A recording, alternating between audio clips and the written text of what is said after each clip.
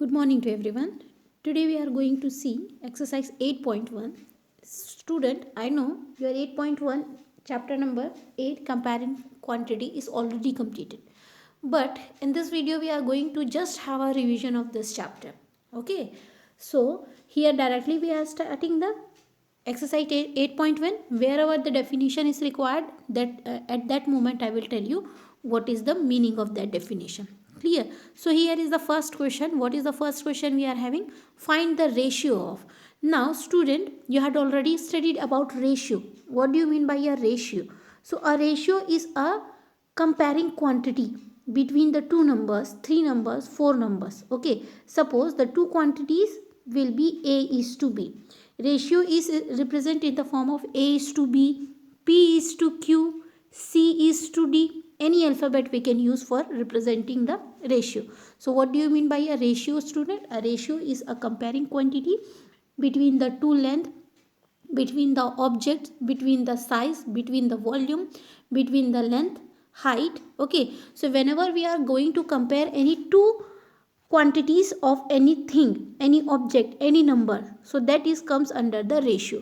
What do you mean by ratio? Is A is to B is the representations of ratio. So how to write A is to B? This 2 dot is read as is to.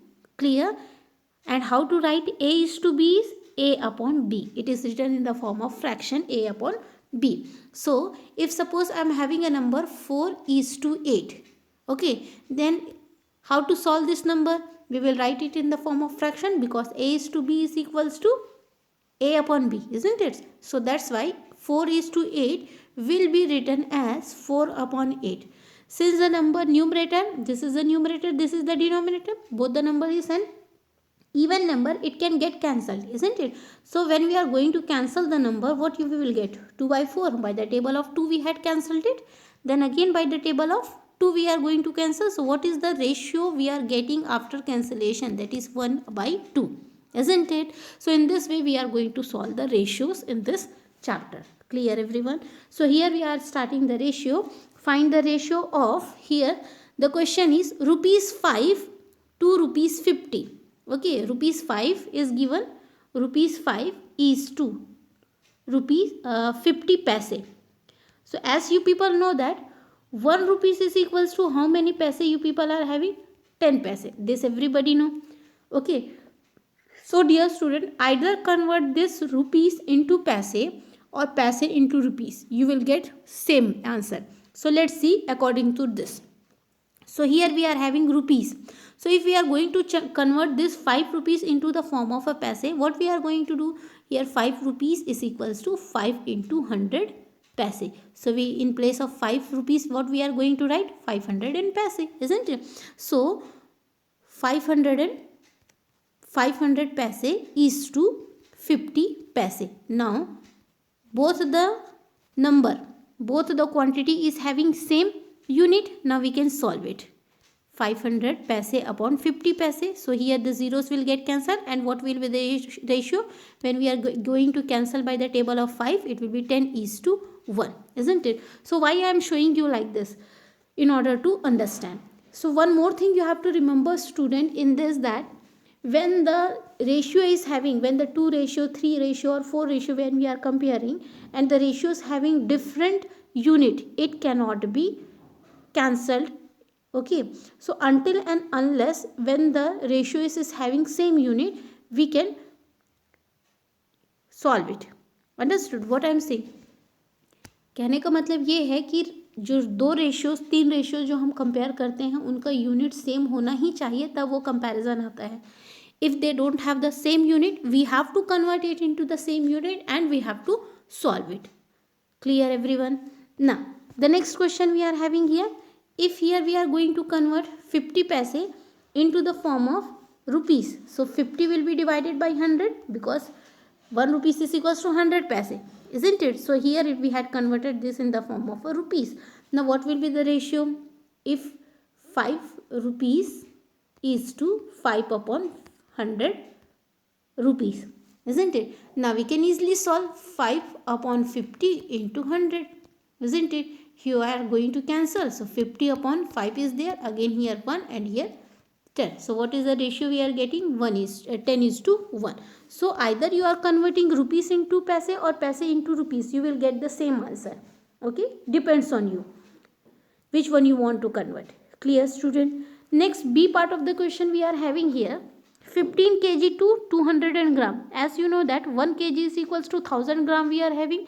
So either change gram into 1000 or kg into 1000. kg, that means kilogram into gram. Either change kilogram into gram or gram into kilogram, depends on you. Whatever you feel easy, do it like that. Okay, so here in this solution we are question we are having the solution as 1 kg is equals to 1000 gram we are having. So 15 kg will be converted into gram, isn't it? Generally, one more point you have to remember, student, that always the greater unit, okay, always the greater unit is converted into the smaller unit, because when smaller unit is converted into greater unit, we are going to have division over there, and we will get the answer in the decimal form.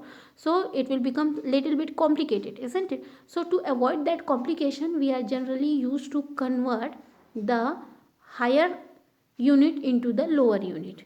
Clear? That's why kg is converted into kilogram is converted into gram, rupees is converted into paise, meter is converted into centimeter, kiloliter is converted into liter. Okay, so keep it in mind why we are converting the higher value, higher units into the lower units in order to have. Okay, now 1 kg is equals to 100,000 gram we are having, isn't it? So 15 kg we are going to convert into gram. So multiplying 1000 by 15, it will be 15,000 gram. Now can easily convert it. What we are having here, 15 kg is to 210 gram, isn't it? Now 15 kilogram which is converted into gram, isn't it? So 1500 gram is to 200 gram. Now both is having the same unit, we can compare it. How to compare? 15,000 gram upon 200 gram. So gram will be get cancelled, 0 will get cancelled. Here 21 comes in the table of 3 7 times, and 15 comes 5 times, and the rest are the 0, isn't it? So 500 is to 7 is the ratio answer for this. Clear, everyone? In the same way, we are going to see the C part of the question. Ninth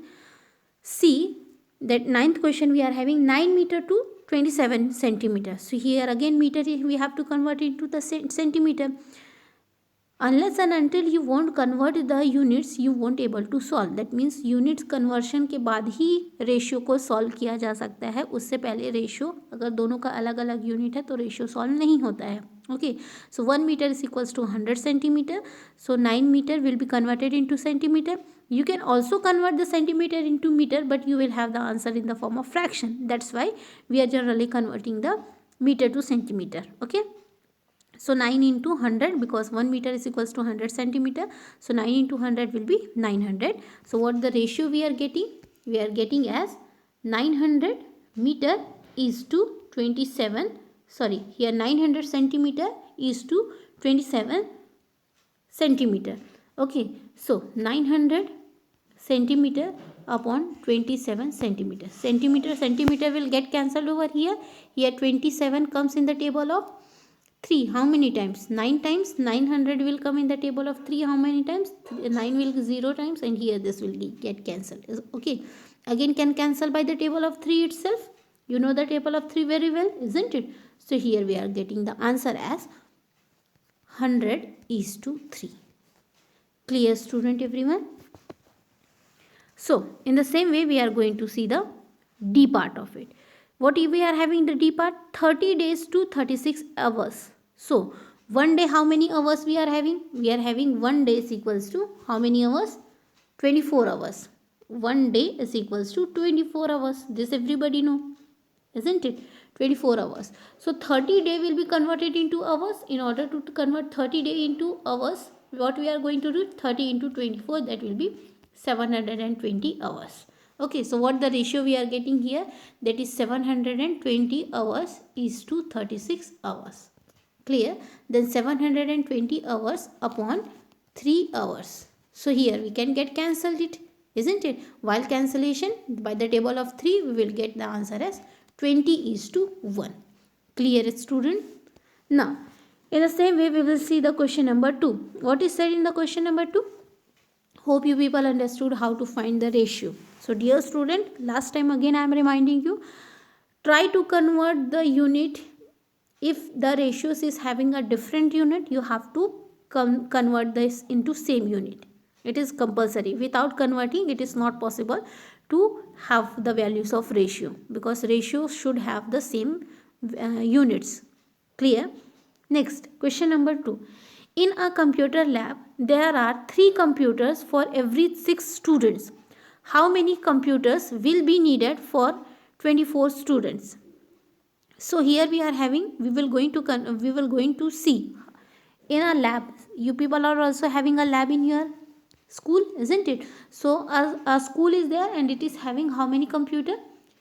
3 computer for 6 students. 3 computer for how many students? 6 students. Clear? How many computer will be needed for 24 students? If number of students will be increases, how many computer will be needed? So if 3 students require 6 computer, if 3 computer will be given to 6 students, then how many computer will be available for 24 students? This is the question. So here in this it is solved by the theoretical way. I will show you how to solve more easy way. Okay, let the number of computer required for 24 student be x. X we are going to consider, isn't it? So according to question, if 3 computer is required to 6 student, that means 3:6. Okay, and x number of computer is required to 24 students. Can we make the statement like this? 3/6 is equals to x upon 24, isn't it? Now cross multiply the number. 3 into 24 is equals to x upon 6. It will be get cross multiplied, isn't it? So what the number we are having? 3:6 is equals to x is to 24. Okay, so 3/6 is equals to x upon 24. We have to get the value of x over here. So 3 into 24 is equals to 6x we will have over here, isn't it? So 3 into 24 upon 6. This 6 will be goes in the denominator. So what we are having over here? We are having x value. Now can cancel, isn't it? So here 2 times, here 1 time, it will be get cancelled. 1 time and here the 2. 12. So what is the answer we are getting over here? Answer we are getting the 12. So this method will be more easy to solve, isn't it? Instead to solve by this method. So dear student, both way you can solve, either the first or the second method, both the way you will get the same answer. So what is the computer? How many computers are required for the 24 students? That is 12 number of computer is required for 24 students. Clear everyone? Now next question number 3 we are having. Okay, this is the last question of the exercise. Then we will have the next exercise revision. So here it is asking about the populations of Rajasthan is 570 lakhs and populations of UP is 1660 lakhs.